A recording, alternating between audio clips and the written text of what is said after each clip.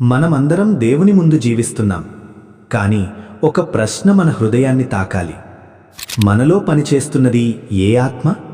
యజబేలు ఆత్మ లేక రూతు ఆత్మ? యజబేలు ఆత్మ అహంకారంతో నిండి ఉంటుంది. వినయాన్ని అంగీకరించదు. తన మాటే చివరి మాట అని అనుకుంటుంది. మోసం, నియంత్రణతో ఇతరులను నడిపిస్తుంది. దేవుని అధికారాన్ని ఎదిరిస్తుంది. తప్పు చేసినా ఒప్పుకోదు. ఇతరులను కూడా పతనానికి తీసుకెళ్తుంది. కానీ రూతు ఆత్మ అలా కాదు. ఆమె వినయంతో జీవిస్తుంది. లోబడటంలో బలాన్ని కనుగొంటుంది. దేవునిపై పూర్తి నమ్మకంతో ముందుకు నడుస్తుంది. కష్టాల్లోనూ విశ్వాసాన్ని విడిచిపెట్టదు. ప్రేమతో, సహనంతో వ్యవహరిస్తుంది. దేవుడు చెప్పిన దారినే ఎంచుకుంటుంది. అందుకే దేవుడు ఆమెను ఆశీర్వదించాడు. ఈరోజు మనల్ని మనమే ప్రశ్నించుకుందాం.